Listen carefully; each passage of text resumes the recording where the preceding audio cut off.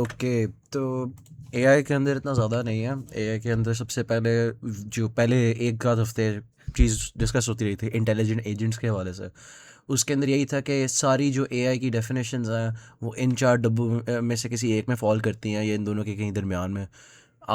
तो इसके अंदर कुछ खास इतना रेलेवेंट नहीं है। आपको पता ही होगा ये।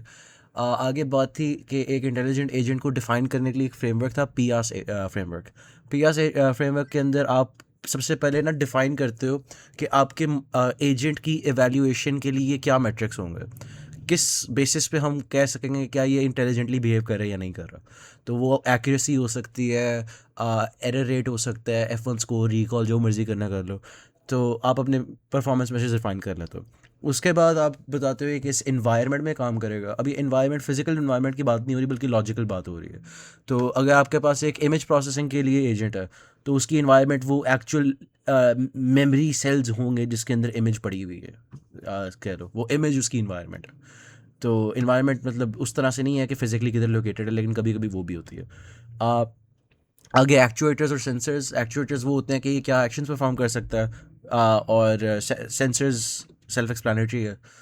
तो ये हमारी एक क्लास एक्टिविटी थी जिसके अंदर किताब का ही सवाल दिया हुआ था कि ये कोई 5-6 मॉडल एजेंट्स हैं, आप बताओ इसकी पीआस डेफिनेशन। तो उसके अंदर आपने इस तरह से टेबल बनना था। इसके अंदर बस ये काबिल गौर चीज़ है एक आध, कि इन्होंने लाइक इंसानों को भी इन्वायरमेंट कहा हुआ है। For example medical diagnosis system के अंदर पेशेंट आपकी इन्वायरमेंट है। तो ये थोड़े से एब्स्ट्रैक्ट चीज़ है, वरना इसके अंदर कुछ खास है नहीं। आगे थी टाइप्स ऑफ एनवायरनमेंट के ऊपर थोड़ी सी बात। स्टैटिक होती है, डायनामिक होती हैं। ये रट्टा मारने की जगह मेरा ख्याल है बेहतर समझ आएगी अगर हम वन बाय वन इसके ऊपर चलें। तो सबसे पहले स्टैटिक वर्सेस डायनामिक रिक्वायरमेंट। अब कुछ लोग कहेंगे कि यार चेस का बोर्ड आगे पीछे होता रहता है, तो इसलिए वो एक डायनामिक रिक्वायरमेंट, वो एक डायनामिक इन्वायरमेंट हो गई। लेकिन इसके अंदर इस इन्वायरमेंट टाइप वाली टेक्सोनॉमी के अंदर एक स्टैटिक इन्वायरमेंट वो होती है जिसके अंदर ड्यूरिंग डिसीजन मेकिंग चेंज नहीं होती। अब चाहे आपकी इन्वायरमेंट चेंज होती हो, लेकिन अगर ड्यूरिंग डिसीजन मेकिंग नहीं हो रही ना, फॉर एग्जांपल चेस के अंदर जब आपकी बारी आप सोच रहे हो, तब बोर्ड नहीं चेंज हो जाएगा। तो तब वो एक उसको एक स्टैटिक इन्वायरमेंट कहते हैं। और एक डायनामिक इन्वायरमेंट है जिसके अंदर ये अप्लाई नहीं करता ऑब्वियसली। तो आगे ऑब्जर्वेबिलिटी की बात है। कुछ फुली ऑब्जर्वेबल होती हैं, कुछ पार्शियली ऑब्जर्वेबल होती हैं, कुछ अनऑब्जर्वेबल होती हैं। फुली ऑब्जर्वेबल की एग्जांपल है 8 बॉल पूल। उसके अंदर आपके पास पूरा टेबल आपको नज़र आ रहा होता है। पार्शियली ऑब्जर्वेबल के अंदर आपके पास कार्ड्स की एग्जांपल आ जाती है, लीग ऑफ लेजेंड्स वगैरह इस तरह की चीज़ें, जिसके अंदर आपको खाली गेम का कोई थोड़ा सा हिस्सा नज़र आ रहा है, या पूरी आपकी इन्वायरमेंट का छोटा सा हिस्सा नज़र आ रहा है एक वक्त में। उसके बाद एक कम्प्लीटली अनऑब्जर्वेबल इन्वायरमेंट जिसके अंदर आपको कुछ भी नहीं पता। आप सिर्फ और सिर्फ ऑब्जर्वेशंस के बिना एक लूप में काम कर रहे हो। ठीक है। आगे फिर है नोन वर्सेस अननोन। वो ये है कि आपको इन्वायरमेंट के रूल्स का पता है। तो चाहे कोई चीज़ ऑब्जर्वेबल ना भी हो, फॉर एग्जांपल एक कार्ड्स की गेम है, आपको नहीं पता दूसरे बंदे के कार्ड्स क्या हैं, लेकिन आपको इस गेम के रूल्स पता है ना, तो ये एक नोन एनवायरनमेंट है। आ, इस तरह से एक बात आ जाती है। उसके बाद है discrete versus continuous. Self explanatory है। यही है कि अगर काउंटेबली इन्फिनिट या काउंटेबली फाइनाइट स्टेट्स हैं, जो डिस्क्रीट में हम बात करते थे डिस्क्रीट स्ट्रक्चर्स के अंदर, सेमेस्टर 3 वाला जो कोर्स था, उसके अंदर हमने बात की थी कि काउंट वो जॉर्ज कैंटर्स डायगोनलाइजेशन आर्ग्यूमेंट वगैरह, अनकाउंटेबल इन्फिनिटी अगर हो, मतलब रियल फिजिकल स्पेस में की बेसिस के ऊपर आपके एजेंट की स्टेज डिटर्मिन हो रही हैं फॉर एग्जांपल, तो तब वो एक कंटिन्यूस इन्वायरमेंट में हो पाया जाता। उसके बाद है सिंगल वर्सेस मल्टी एजेंट। अब मल्टी एजेंट के अंदर भी दो टाइप्स आ जाती है, कंपेटिटिव मल्टी एजेंट और कोऑपरेटिव मल्टी एजेंट। और सिंगल एजेंट सेल्फ एक्सप्लेनेटरी है। उसके अलावा डिटर्मिनिस्टिक वर्सेस स्टोकेस्टिक है। ये है कि नेक्स्ट स्टेट क्या आपके एक्शंस की बेसिस के ऊपर डिटर्मिन होएगी, या फिर कोई रैंडमनेस भी है। तो चेस की एग्जांपल के अंदर आपकी बारी के बाद एक डिटर्मिनिस्टिक तरीके से बोर्ड के अंदर चेंज आएगा। ठीक है। जब भी सारे एजेंट्स अपनी बारियां कर लेंगे, एक प्रिडिक्टेबल तरीके से चल रहा है। कोई ये नहीं है कि रैंडमली गेम चलते चलते घोड़ा कहीं और पहुंच गया। उसके बाद है एपिसोडिक वर्सेस सिक्वेंशियल। एपिसोडिक जो है उसके अंदर आपका मतलब एक फाइनाइट टाइम विंडो है जिसके अंदर आपका डिसीजन मेकिंग प्रोसेस पूरी होती है आपकी। आपको कोई फीडबैक मिलता है और बस वो ख़त्म हो गया, और अगली बार कोई और इंडिपेंडेंट अलग चीज़ आती है जिसके लिए आपने अपना काम करना होता है। सिक्वेंशियल में ये होता है कि आपके पिछले सारे एक्शंस एड अप होते जाते हैं, ठीक है। मतलब वो ये नहीं है कि खाली एक इंडिपेंडेंट डिसीजन मेकिंग साइकिल बार बार चल रही है और ये सारी आपस में इंडिपेंडेंट है इटरेशंस। जैसे एक सॉलिटेयर की गेम है, उसके अंदर आपके सारे डिसीजंस ऐड अप करते जाते हैं, पुराने वाले डिसीजंस मैटर करते हैं। लेकिन अगर आपकी एक रॉक पेपर सीजर्स की गेम लूप में चल रही है तो वो सारी डिफरेंट एपिसोड्स हैं जिसके अंदर आप डिसीजन मेकिंग कर रहे हो। उसके अलावा इसके अंदर बस हल्की फुल्की क्लास एक्टिविटी थी, ये वाली चीज़ें आपको पता ही है, इतना कोई ख़ास है नहीं। आगे बातें हैं कि एजेंट प्रोग्राम क्या होता है, एजेंट फंक्शन क्या होता है। एजेंट प्रोग्राम एक्चुअल प्रोग्राम होता है जो आपके एजेंट को डिफ़ाइन कर रहा हो बिहेवियर को। और एजेंट फंक्शन जो है वो एक थियोरेटिकल फंक्शन है जिसके अंदर आप परसेप्ट और हिस्ट्री की बेसिस के ऊपर एक रिस्पॉन्स जनरेट करते हो। ज़रूरी नहीं है कि वो एक एक्चुअल आपने C++ में फंक्शन लिखा हुआ है, लेकिन आप उसको इस तरह से उसके बारे में सोच सकते हो। आगे कुछ बातें हैं कि एआई के अंदर हम इंफॉर्मेशन के साथ किस तरह से काम करते हैं। तो कुछ बेसिक चीज़ें हैं रीजनिंग की। रीजनिंग के अंदर 3 चीज़ें आ जाती है, डिडक्शन आ जाती है, अबडक्शन आ जाती है और इंडक्शन आ जाती है। ये वही है जो हमने डिस्क्रीट स्ट्रक्चर्स में पढ़ी थी। तो डिस्क्रीट स्ट्रक्चर्स के अंदर हम कहते थे अगर P इम्प्लाइज क्यू है और P है तो ये हाइपोथेटिकल सिलोजिज्म अप्लाई होता है और आप उसकी बेसिस पे इन्फर कर सकते हो लॉजिकली कि पक्की बात है कि फिर Q भी ट्रू होगा।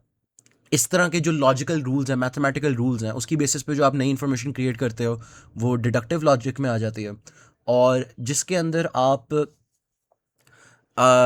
चलो इंडक्शन में बाद में एबडक्शन की बात कर लेते हैं। अब कुछ लोग ये करते हैं, कुछ सिनेरियोज ऐसे होते हैं कि आपके पास P इम्प्लाइज Q आपको पता है ट्रू है और आपने ऑब्जर्व कर लिया कि Q भी ट्रू है, और आप एक ऐसी दुनिया में रहते हो जिसके अंदर Q की मोस्ट मेजर कॉज P होती है, ठीक है। तो इसकी अगर एग्जांपल हो तो ये आप इमेजिन कर सकते हो कि आपको पता है कि फास्ट के अंदर पेपर अगर आगे हुए होंगे तो कोई मसला हुआ होगा, मतलब कोई हॉलीडे आ गई अनएक्सपेक्टेड वगैरह। अब ज़रूरी नहीं है पेपर आगे होने की खाली यही वजह हो, ये भी हो सकता है कि किसी टीचर ने पेपर नहीं बनाया, लेकिन आप ज़्यादा लाइकली जो चीज़ है ना उसकी बेसिस के ऊपर आप अंदाज़ा लगाते हो कि यार मुझे पता है कि मोस्टली P इम्प्लाइज Q की वजह से, P की वजह से Q होता है, तो अगर Q ट्रू है तो चांस है कि P भी ट्रू होगा। तो ये एक लॉजिकल फैलेसी है, लेकिन कभी कभी ये ह्यूरिस्टिक जो है ये सही काम कर जाता है। तो ये उतना मतलब स्ट्रांग नहीं है फॉर्म ऑफ रीजनिंग जितने डिडक्शन है। तो ये इसको अबडक्शन कहता है, बस इस चीज़ को अबडक्शन कहता है। अब आगे इंडक्शन की बात है। इंडक्शन ये होती है जो हम स्टेटिस्टिक्स में करते हैं कि आपके पास एक पॉपुलेशन है, ठीक है, आप उसके अंदर से एक सैंपल कलेक्ट करते हो, और आप उसको स्टडी करते हो और आप कोशिश करते हो उस सैंपल के रिजल्ट्स को जनरलाइज करने के कि आप उसकी बेसिस के ऊपर पॉपुलेशन के बारे में एस्टिमेट्स निकाल सको। तो ये जो है ये लॉजिकल इंडक्शन है। तो आपके मॉडल्स इन तीनों में से कुछ भी कर सकते हैं, ये बस शुगर है, आपको पता ही है। अब एक और मसला आ जाता है एआई के अंदर, वो है नॉलेज रिप्रेजेंटेशन। अब मसला ये है कि आप अपने काम के रेलिवेंट सारी इन्फॉर्मेशन नहीं स्टोर कर सकते।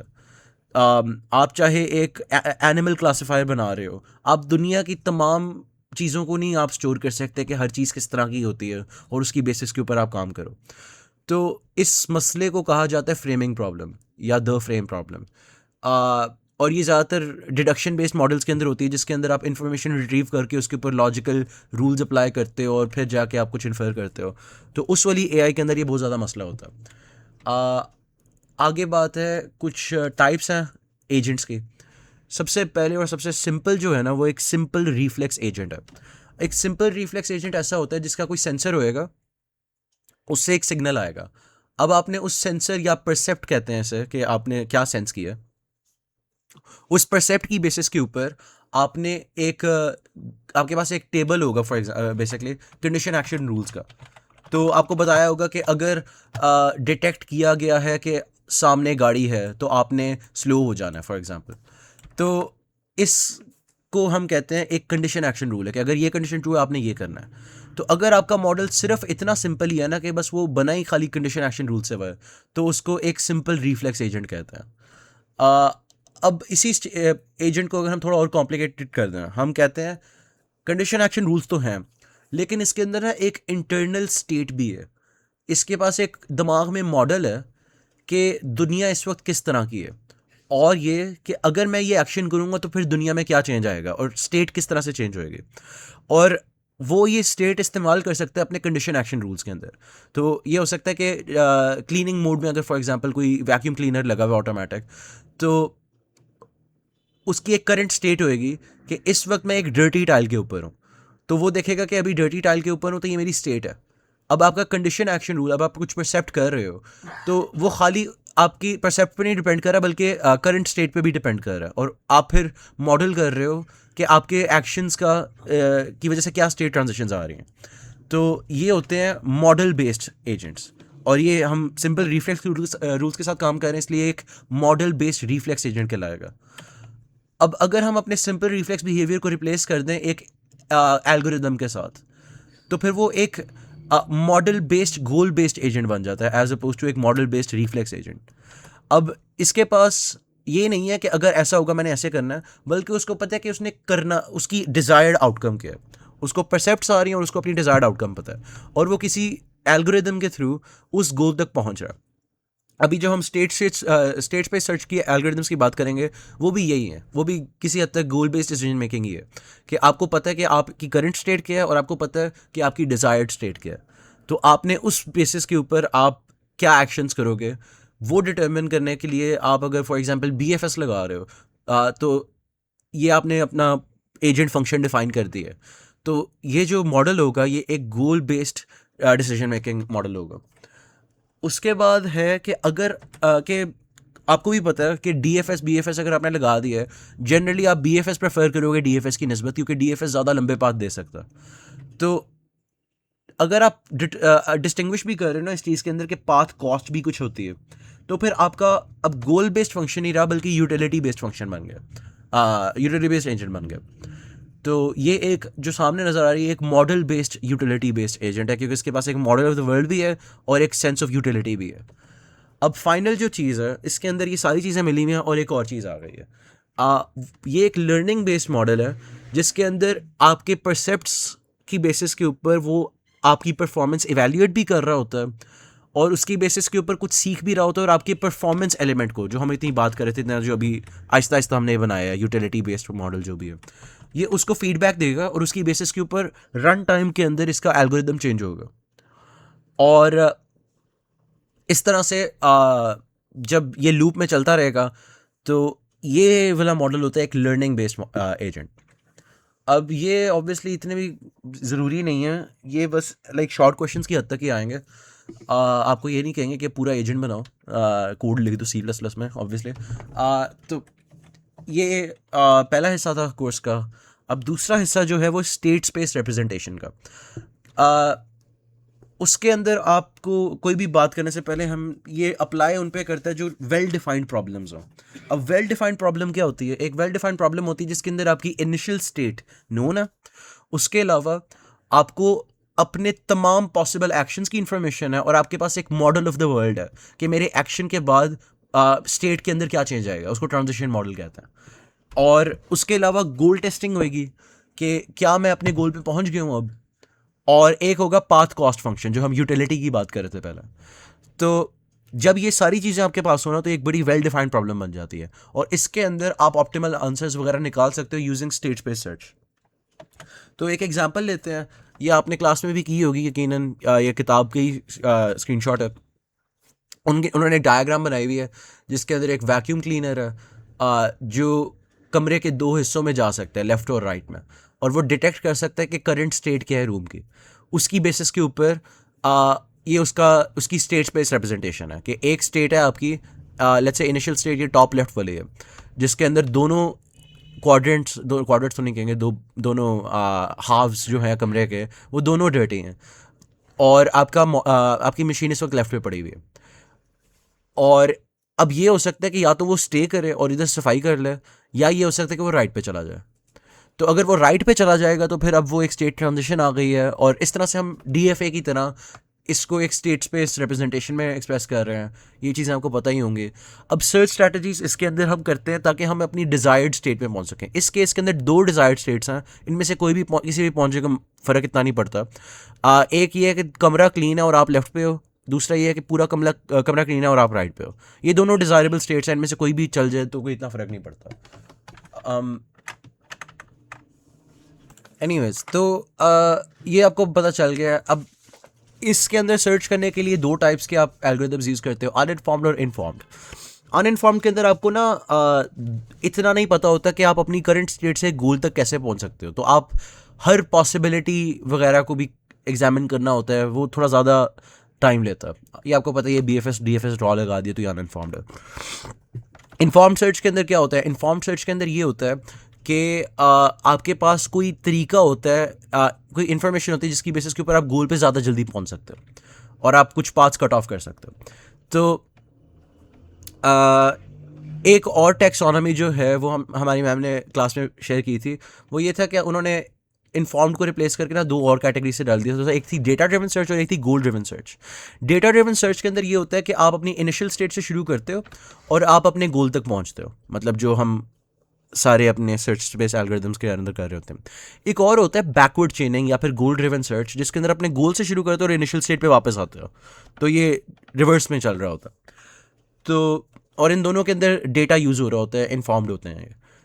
तो ये कुछ बातें थी, ये भी MCQs की हद तक ही इंपॉर्टेंट है। आगे चलते हैं। आपको पता ही है कि अगर एक साइक्लिक ग्राफ हो इस तरह से, ट्रैवलिंग सेल्समैन की एग्जांपल है फॉर एग्जांपल, तो आप उसको किस तरह से ट्री में रिप्रेजेंट करते हो?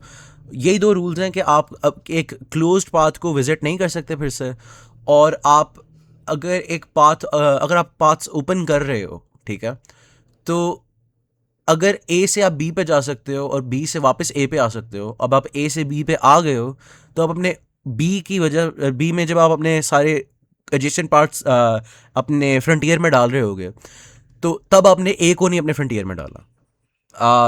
ये कुछ बातें हैं। उसके अलावा ये है कि वही दो ही तीन चीज़ों के वही बार बार नाम है, कि frontier, open paths, open list, ये तीनों एक ही चीज़ हैं। उसके अलावा closed paths, closed list, explored, visited, ये सारी एक ही चीज़ का नाम है।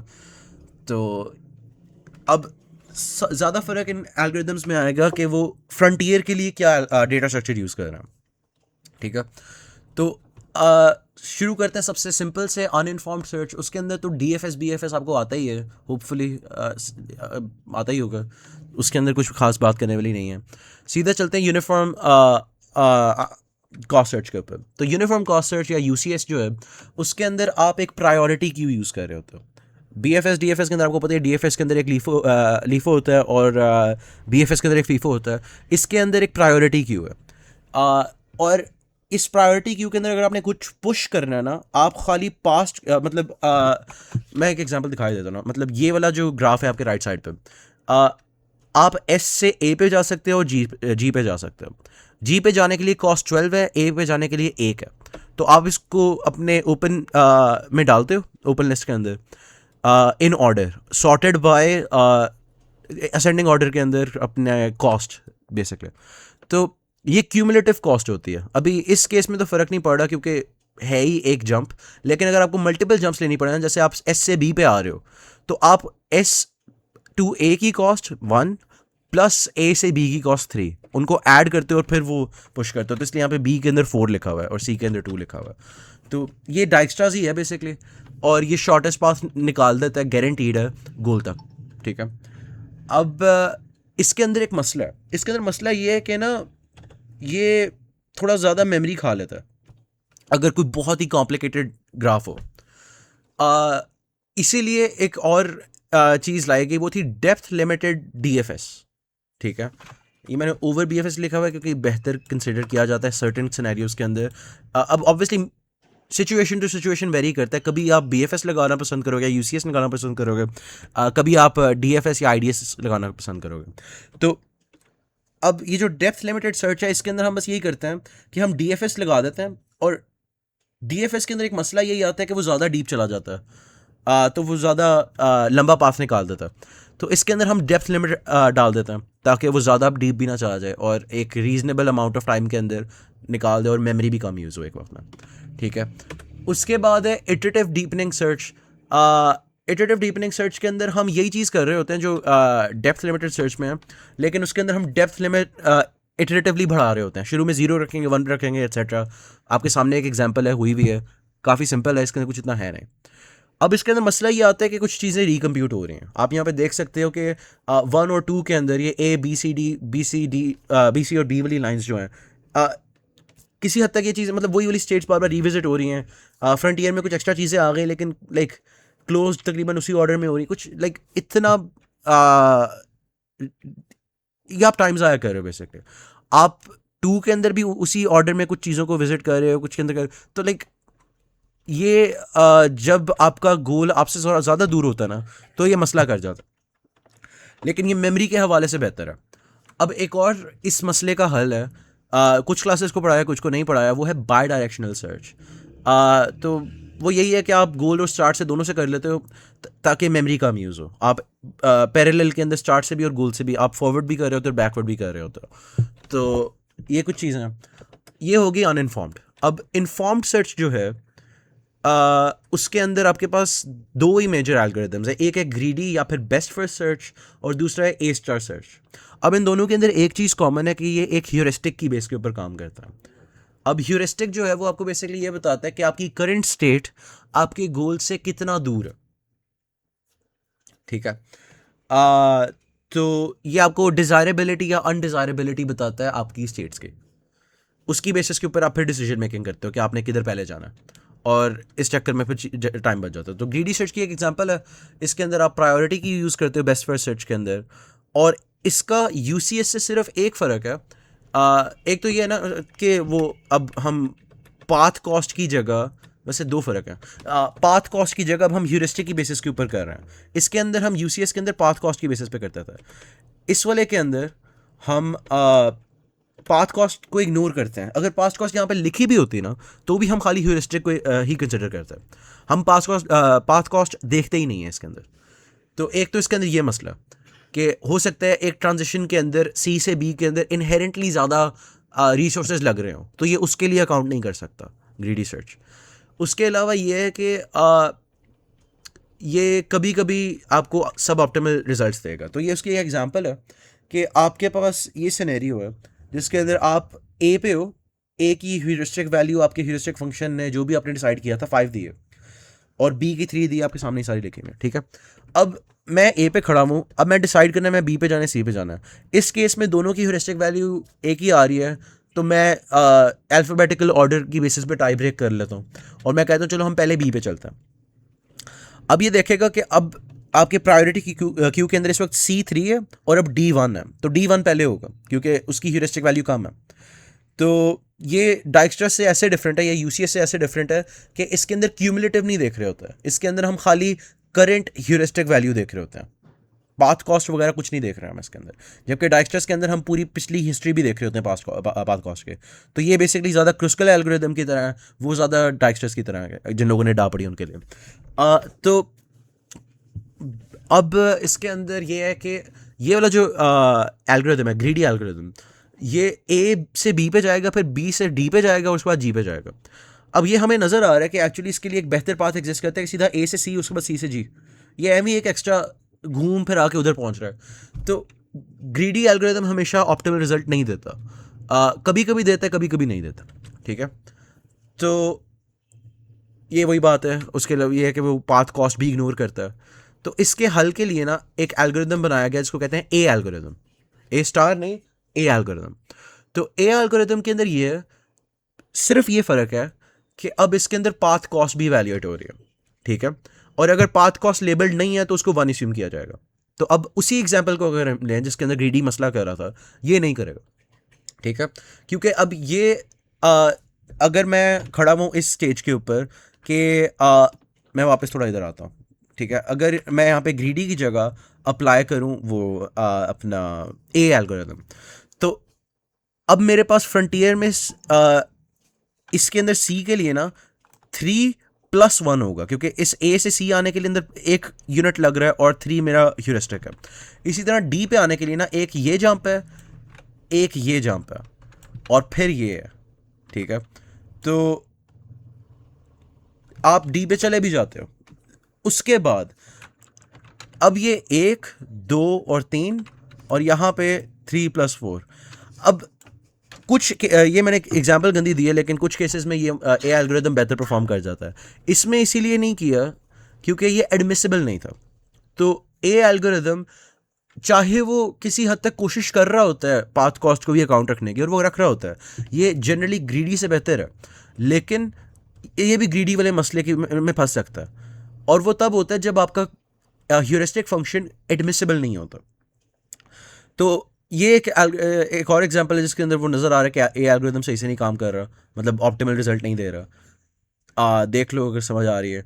अब इसके अंदर हमने ये किया कि ह्यूरिस्टिक फंक्शन चेंज कर दिया। अब ये एक ह्यूरिस्टिक जो है ना, ये एक एडमिसिबल ह्यूरिस्टिक है।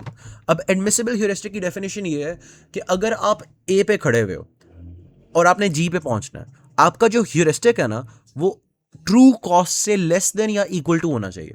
तो अगर आपने ए से जी तक का शॉर्टेस्ट पाथ देखना हो इस ग्राफ के अंदर, लाइक ये बेस ग्राफ है, तो 12 + 4 बनता है, यानी 16, जबकि ए का की ह्यूरिस्टिक वैल्यू 13 है इस एडमिसिबल क्राइटेरिया के अंदर। तो एडमिसिबल तब होगा अगर आप हमेशा लेसर एस्टिमेट कर रहे हो, और अगर आप हायर करो तो ये मसला आता है। अब आगे बात है कि ए स्टार एल्गोरिदम आपको गारंटी करता है कि जो आप कर रहे हो ना वो ऑप्टिमल आपको रिजल्ट देगा। खाली ट्री सर्च के अंदर अगर आपका साइक्लिक ग्राफ है ना और आप क्लोज्ड पाथ्स को रिविजिट नहीं कर रहे, तो ये कोई ऑप्टिमैलिटी की गारंटी नहीं देता। उसके लिए आपको एक और क्राइटेरिया चाहिए जिसको कहते हैं कंसिस्टेंसी या मोनोटोनिसिटी, या दोनों नाम इसके चलते हैं। तो कंसिस्टेंट तब होता है जब फॉर ऑल नोड्स उनके जो एडजेसेंट नोड्स हैं, चलो मैं एक के ऊपर करके दिखाता हूँ, एक ए नोड पे करके दिखाता हूँ, उसके बाद आपको फिर समझ आ जाएगी बकाया सबके ऊपर कैसे होना। तो ए की का ह्यूरिस्टिक है 13, बी का ह्यूरिस्टिक है 3, ठीक है। अब अगर ये कंसिस्टेंट है ना, तो ए का ह्यूरिस्टिक इज लेस देन और equal to true cost of A to B वाली transition plus heuristic of B, ठीक है। तो आप इसको इस तरह से भी लिखा देख सकते हो। अच्छा नहीं, मैंने रीअरेंज नहीं किया, मैंने ऐसे ही लिखा हुआ इधर भी, ठीक है। तो ये यहाँ पे कॉस्ट आपके पास आ रही है, ट्रू कॉस्ट 12 है और ह्यूरिस्टिक 3 है, और यहाँ पे 13 है। तो अभी तक मोनोटोनिसिटी वायलेट नहीं हुई, लेकिन ये फॉर ऑल है, ये देर एग्जिस्ट नहीं है। तो आपने सब नोड्स और उसके एडजेसेंट क्लिक करना। तो इसके लिए एक और एडजेसेंट है, वो है सी, ठीक है। तो उसके अंदर आप ह्यूरिस्टिक ऑफ ए फिर से 13 less than equal to cost of A to C जो कि बनती है 12 प्लस ह्यूरिस्टिक ऑफ सी जो बनता है 4। तो अभी भी ये ट्रू है।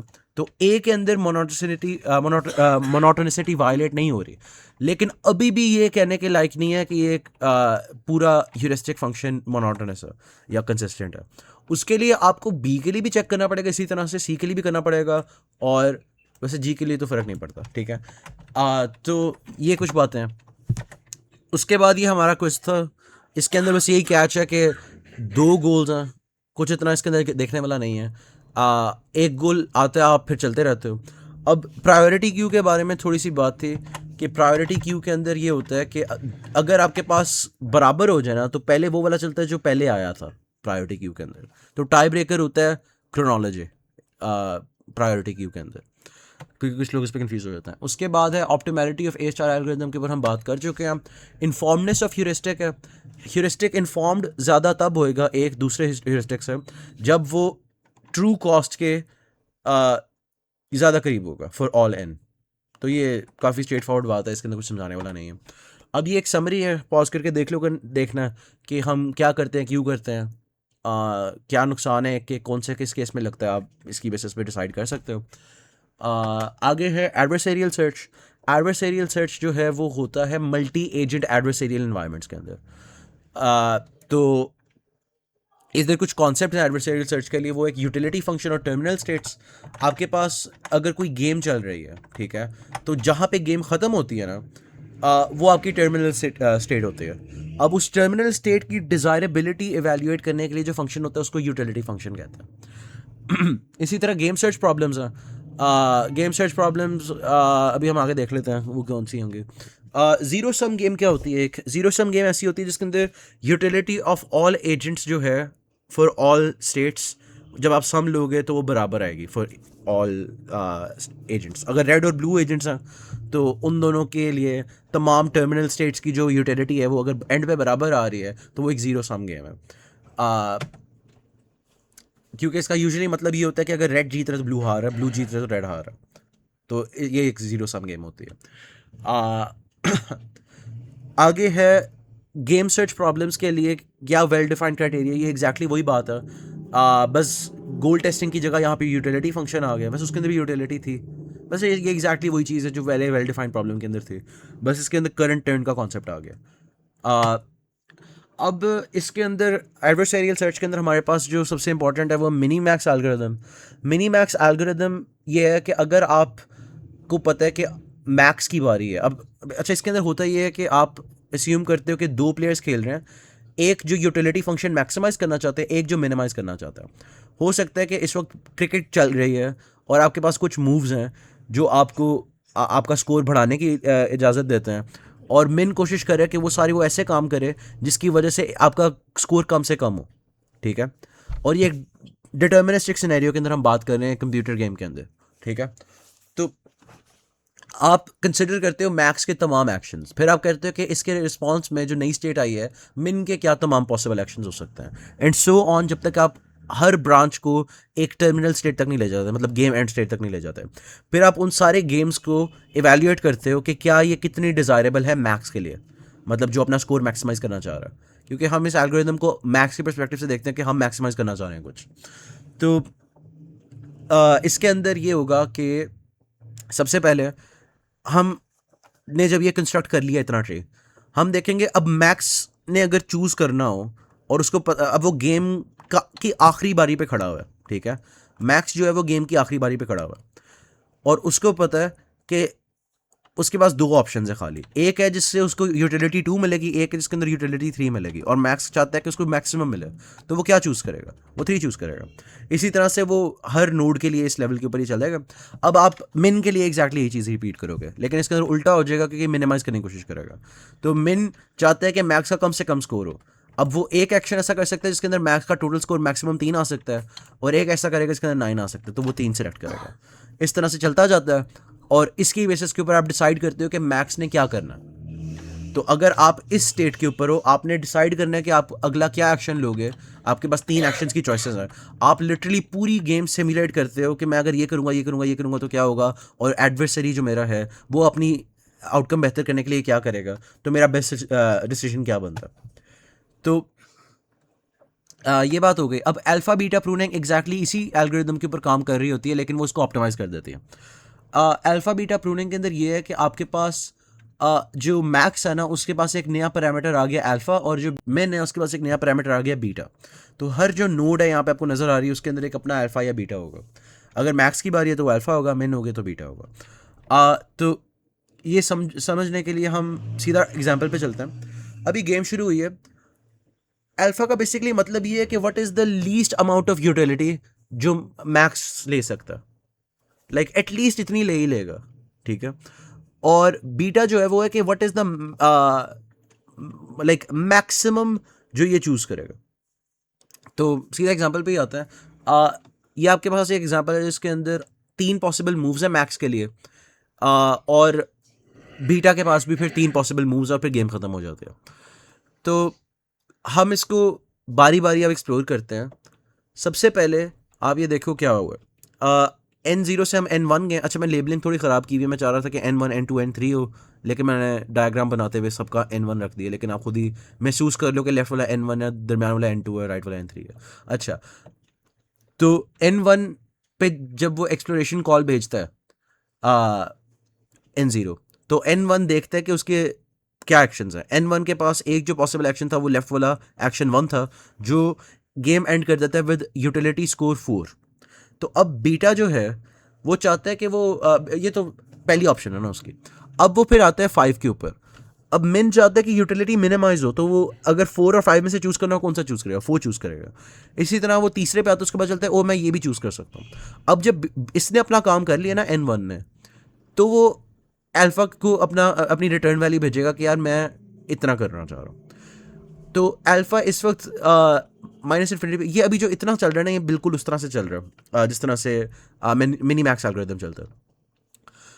अब इसके अंदर ये होगा कि इससे ये पता चल रहा है, ये अल्फ़ा की वैल्यू क्या हमें बता रही है। अल्फ़ा की वैल्यू हमें ये बता रही है कि अब चाहे N2 और N3 की जो भी रिटर्न वैल्यू आए, कम से कम मैक्स के पास ये ऑप्शन है कि वो N1 के पास जाके 3 यूटिलिटी ले ले।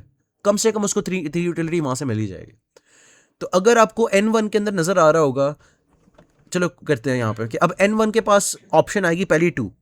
अब N1 का काम है मिनिमल चीज़ चूज़ करना। अब अगर वो 2 के अलावा कुछ चूज़ करता है और रिटर्न करता है ना ऊपर, तो वो तब भी 3 से ज़्यादा कम, 3 से कम ही होगी, ठीक है। और मैक्स फिर इवेंचुअली लेफ्ट वाले को ही चूज़ करेगा। तो हम ये राइट वाले सारे इग्नोर करते हैं, मैं एक्सप्लोर ही नहीं करता। तो बस यही चीज़ है कि आपको पता होना चाहिए कि अल्फ़ा क्या रिप्रेजेंट करे, बीटा क्या रिप्रेजेंट करना, वरना बकाया सारी लिटरली बस कॉमन सेंस है। इसी तरह से इसके अंदर है N3 के ऊपर, वो देखते हैं बीटा 4, बीटा 2। तो जैसे ही आपकी बीटा अपडेट होती है, आप अपने पेरेंट का अल्फ़ा देखते हो, और अगर उल्टा है तो आप अल्फ़ा को कंपेयर करते हो अपने पेरेंट की बीटा के साथ। तो ये आपके रूल्स हैं, और ये अल्फ़ा बीटा प्रूनिंग है, इसके अंदर और कुछ भी नहीं। तो एआई का यही सिलेबस है। सीए की वीडियो प्रॉबली सैरी के टाइम